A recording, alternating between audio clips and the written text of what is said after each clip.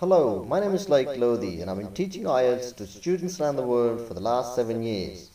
I'm an Australian qualified and experienced Ielts trainer with a highly successful track record.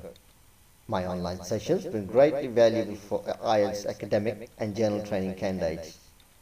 I'm also an author of the first Ielts fast track book, Eye on Ielts.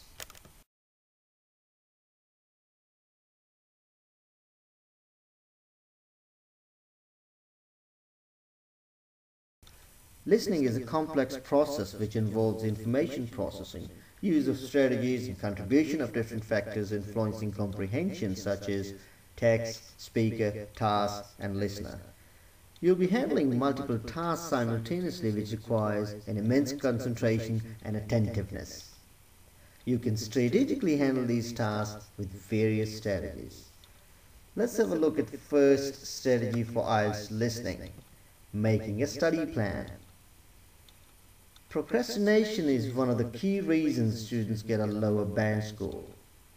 You have to have a smart study plan, and you can register yourself for the test months in advance. However, the day you decide to take the test should be the day you start preparation. You'll have to decide whether or not you're going to prepare yourself with reliable resources or whether you're going to take an IELTS preparation class.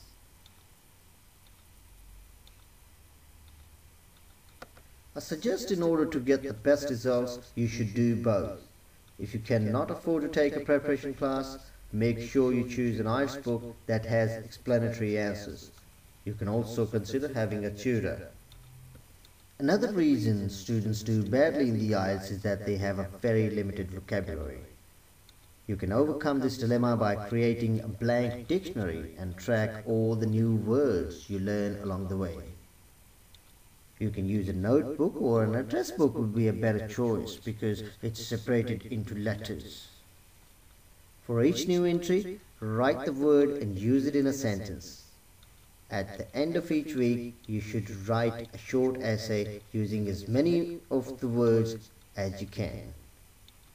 It's not useful to study vocabulary lists because practically you only remember words that you've seen in situations and circumstances. Always use an English dictionary. It'll help you to learn 4 or 5 new words while looking for a single word. Keep in mind, you'll not remember the word if it doesn't take any effort to understand it. To my experience, the last thing most students would do is to read the instructions.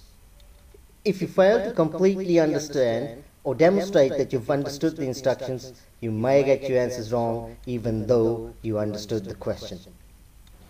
Instructions will be on your question booklet and will also be played on the tape, so make sure you get them right.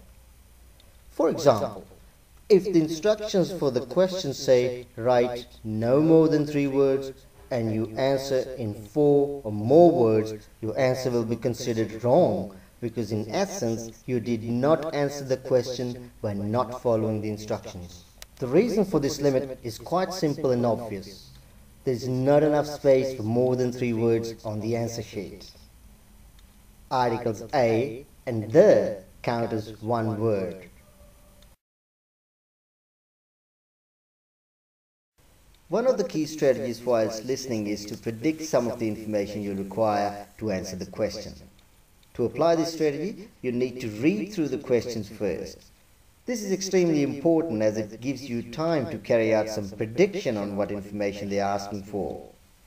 For example, the question may ask, what is John's passport number? Now, you know you're looking for the word passport and some numbers. With this example, you've just predicted the sort of information you should be focusing on, which is a word and some numbers.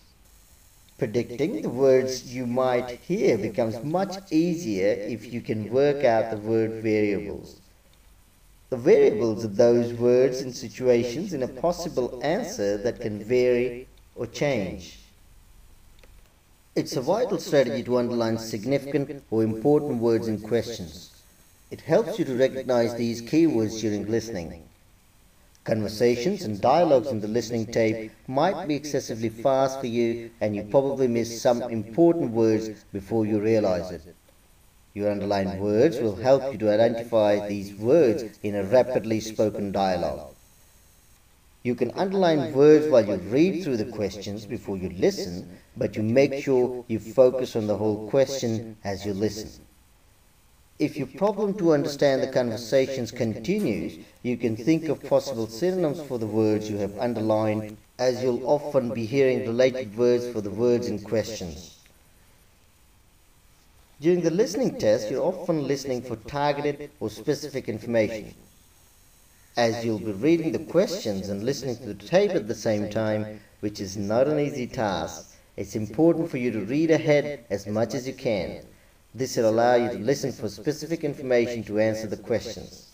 For example, some questions require a number, a postcode, a telephone number, or a passport number. You might hear two people talking about a telephone number, and you might find a number was deliberately given the wrong way by the first speaker, only to be corrected by the second. So don't just write down the first number you hear. You'll also need to be able to understand descriptions of locations and especially spoken directions about how to reach a certain place. Remember, often in these dialogues, the speakers change their minds and use slang that may be unfamiliar to you. There's no negative marking in the Ielts. You get a mark for each correct answer and you get no marks for incorrect or missing answers. Since you don't lose marks for wrong answers, you can try to guess those questions you could not answer. Using this strategy, you have a 25% chances getting your guess as a right answer. Each answer you guess correctly will get an extra mark. You have better chances of guessing the correct answers for questions such as true, false, or multiple choice questions. After you've been preparing for the Ielts for a while, you'll find out about the areas that give you the most trouble. For example, you might find you are weak at predicting information, or you do not comprehend specific information, distractors, or spellings. You should change how you split your time across different areas of the listening test.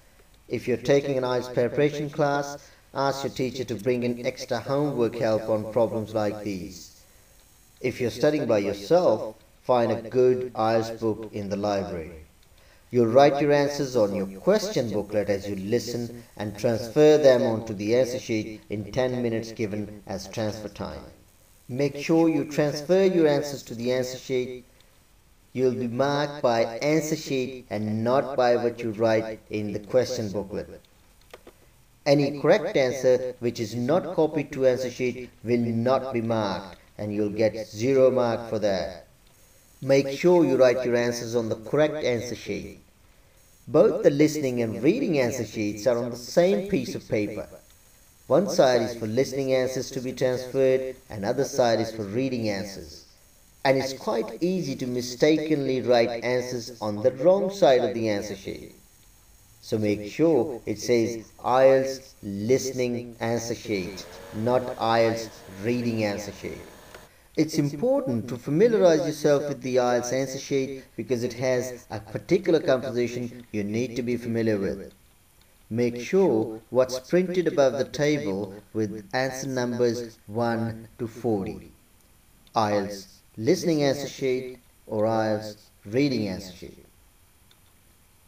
I sincerely hope it's been a useful video for your Ielts preparation, and I thank you for participating in the Ielts listening strategies. And I wish you happy Ielts.